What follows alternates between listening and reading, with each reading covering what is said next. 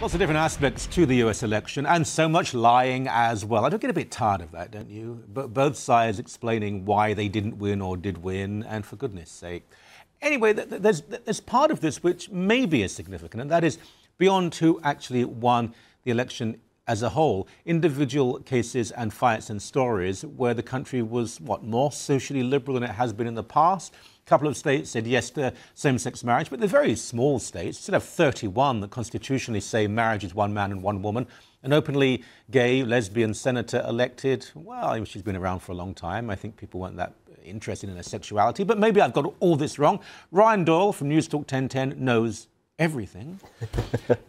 Is it an issue, though? I mean, cannabis use, same-sex marriage, and now an openly gay senator. Well, big deal. Yeah, I wouldn't exactly say that the United States is going to Sodom and Gomorrah here at this point, but I think overall there are some liberal things that are going on in the United States. I think the cannabis use is an interesting one because I think if you'd asked anybody, even growing up in the 1980s, as I did, whether or not the United States would ever even look at the idea of liberalizing things like marijuana, I think you'd probably say no. We had the war on drugs. We had people like Nancy Reagan on every after-school special you could imagine, telling people how bad even weed was at that point in time. So I think it's surprising more than anything. The gay marriage part of it doesn't really surprise me. I think, as you said, these are small states. Maine and Maryland. Maryland as well. I mean, let's not blow things out of proportion.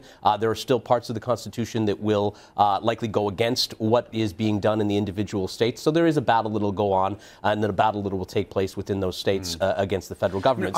I'm always surprised that there's still so much resistance to same-sex marriage, and I'm delighted by it, by the way, in the US. When you think of the billions of dollars that goes into media to try and influence people, whether it's something which is quite well crafted, like Modern Family, or just the general rubbish on television, telling you that if you object to same-sex marriage, you're a bigot and a lunatic, and that all gay people are wonderful. It goes on and on and on. So, of course, it does influence people. Yeah, you would think so. And I think mainstream media has spent a ton of money. I think you're right to point that out. Has spent a ton of money to try to make it like same-sex marriage is status quo. It is something is as the same as a man and a woman being married. And I think that the fact that there are still people brave enough to stand up and say, listen, no, I have my belief systems. I can tell you as a Catholic, I am against the idea of the word marriage being used to describe a relationship between a man and a man or a woman and a woman. And I think there are really brave people in the United States that are still willing to stand up and say that, despite the fact that Hollywood has pumped hundreds of millions of dollars into the concept. And they do have to be brave. I know some people will laugh at that. Oh, what's brave about doing that? But the status quo, the fashion, the chattering classes, those with influence today are very much supportive of same-sex marriage. If you oppose it, you're marginalized, you're mocked.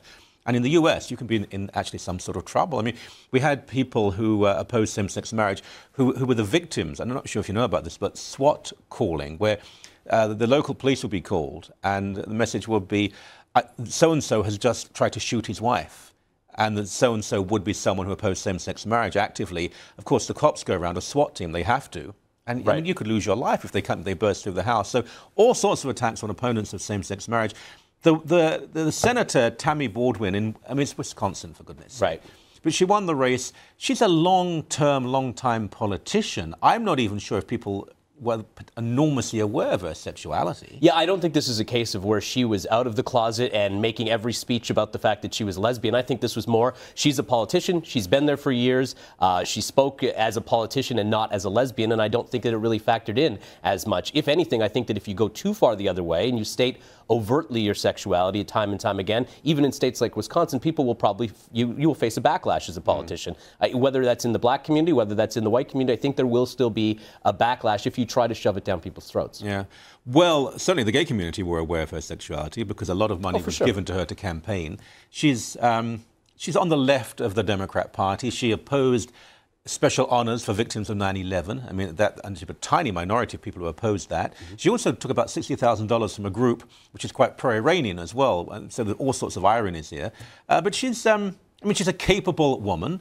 And but a senator, it's not like just being one of the hundreds of people in the other house. I mean, she's a special one of 100 privilege. people. Yeah, it's a special privilege to be a senator, and I'm almost shocked based on the other things that you just mentioned. The idea of taking money from groups that support Iran, the 9/11 kind of thing. I think those things are probably more shocking to Americans. Probably should have been played up a little more. And the fact that a United States senator is now going to be going to Washington and sitting and speaking on behalf of his state in that capacity with those kind of ties, that's more troublesome than I think the fact that she's a lesbian ever will be. Well, she claimed, of course, that when she opposed this honour for victims of 9/11, it was because the language used, the context was too vitriolic and bellicose, and she wanted to be more peaceful and build bridges. But you know what's going to happen. Even though she's one of 100, and maybe in no way the most impressive of the 100 senators, it will be the only openly gay senator, and she'll be all over TV, and she'll be lionized, and it could really build her career. Yeah, and she will be the talking head now for the gay community in politics, right? They will use her as sort of the firebrand, the person that's going to be on the TV.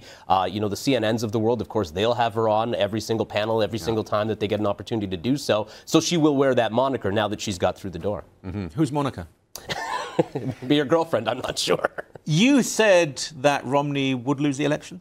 I said that Romney would win the election, so I've got a little egg on my face. Oh, you today. did? I did, yeah. See, I have to, and I'm not just saying this, I all along said I just can't see him winning, and I was surprised how many people, well, they were all conservative, by the way, but they always said, no, Romney's going to win. I think sometimes we're just confined by bubbles and our own, I don't know, not self-interest, but our self-will, our dream.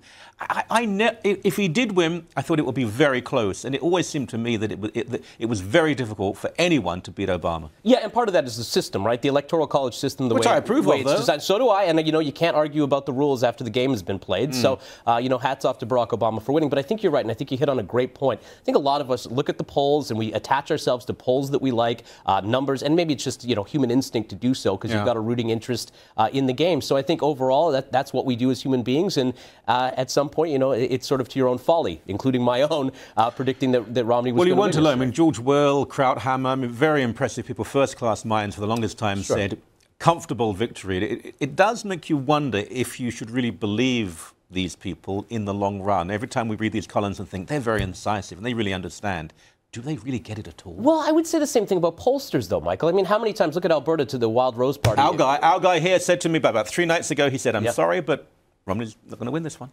Okay, well, that's one out of a lot, though. There were polls you could have read up till the election booths closed all over the United States yesterday that would have said Mitt Romney was going to be the president of the United States. Some of them predicting him 5, 6, 7 points ahead of Barack Obama. So I think we really have to step back a little bit and reevaluate how the system works and how we do things, and whether or not these polls are actually hurting the commentary and the true opinions that we get out there. Okay, well said. As always, pleasure. Thank you. Thank you.